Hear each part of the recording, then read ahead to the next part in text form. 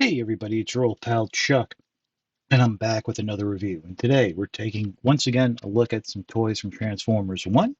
This is the Iacon Race 3-pack, a Target exclusive featuring Megatron, D16, Optimus Prime slash Orion Pax, and Autobot Mirage.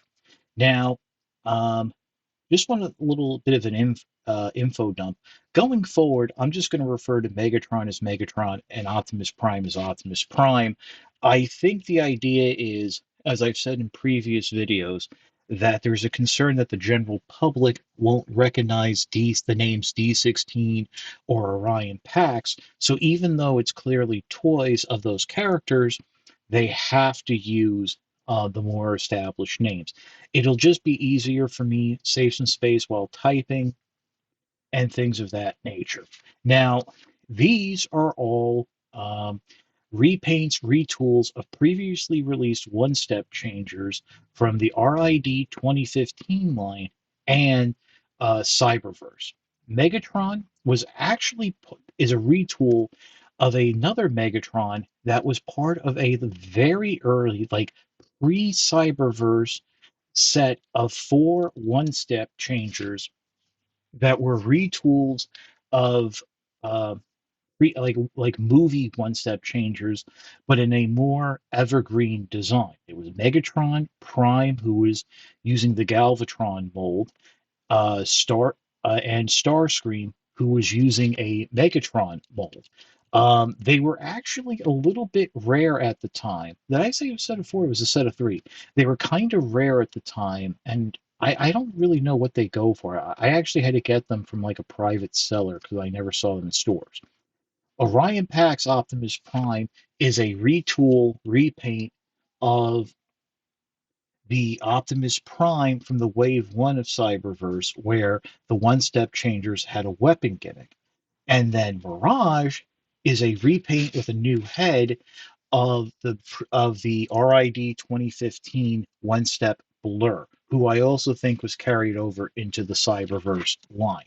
So this has been a little bit of a trip down memory lane. We're going to start off with Megatron, and it kind of reminded me of like just how far they were going with the one-step changers, but then also how they were kind of cheaping out on instructions. We'll get to that a little bit later on. This is actually Megatron was originally a tank, and I think this back section is from the original figure, but this front section with the treads, that is meant to match the movie aesthetic. If we bring in real quick just the cog changer of Megatron, which we're going to get to in another review, you can see the design similarities. And the barrel can raise and lower, which was kind of cool at the time. Transformation, very simple. Depress the button here.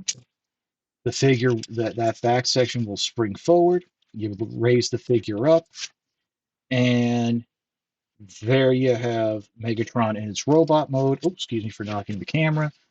And you can see that the arms do can go up and down, which at the time was like a positive for one-step changers.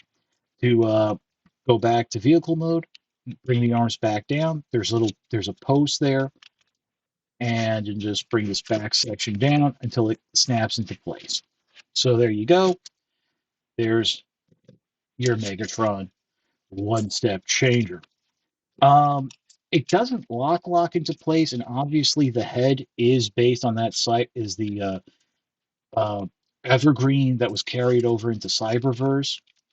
So yeah, put him off to the side, and we'll come in and take a look at Optimus Prime here. Um, yeah, we are kind of going through this real quick. The vehicle mode is basically the same. You do see here that they've retooled the front to match that movie aesthetic a bit more. To activate the transformation, take this section, pull it back. That will spring it into robot mode. Kind of want to. I think that's the same head from the Cyberverse design, but the chest is obviously new. Arms can swing forward, and you can rotate the axe up if you want it in a handheld position or making it look like it came out of the wrist. You just leave it like that.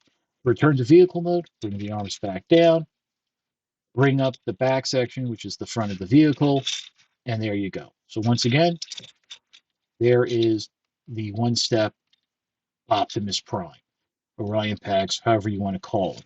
And then finally, bringing in Mirage. Now, this Blur, at the time when it was released, this Blur was a fantastic one-step changer, a real standout of the line. The deluxe, the Warrior class figure was a lot of fun. But remember how I said that they have an issue with like the instructions and how they try to like cheap out to make it look simple?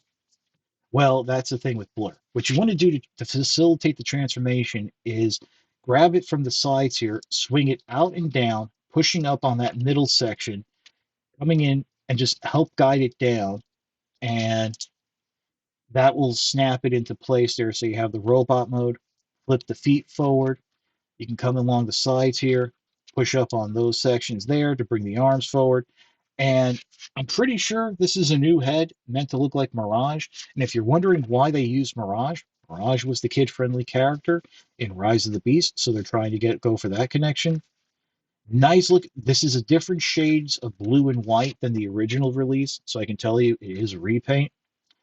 To go back, bring the arms down, make sure they snap into place, make sure the feet snap into place, butterfly everything out, pull out that front end, and you want to make sure that it comes out far enough that there's like little nubbins right there on the front of the vehicle that will go into holes on the side of the feet, and that will help secure, uh, for the most part, the vehicle mode. So that's Mirage. I would say it's the most complex of the three, just because positioning everything and getting it all angled into place, kind of tricky.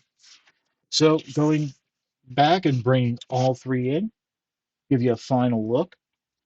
Fantastic figures all around. I do say I am noticing that Megatron is having a hard time with the weight of the backpack, which is kind of weird. I mean, I'm trying to see if it should like click in more, but I don't remember that with the original release. But you know, with time, things loosen up. This is a fun set to have. These are a little, as I said, a little more involved in the cog changers because at least you have arm articulation. Once again, these are Target exclusives.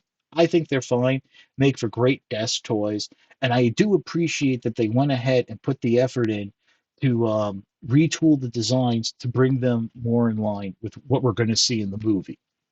So if you like this review, please consider liking, commenting, and subscribing. I have a Patreon, www.patreon.com/chuckdog1999. $1 a month, $12 a year really does help the channel, as well, especially subscribing. Other than that, there's not much more to say. These are available on Target.com now. They might be showing up in stores. They will be showing up in stores sooner than later. So once again, this is your old pal Chuck for Megatron, Prime, and Mirage. We will see you next time.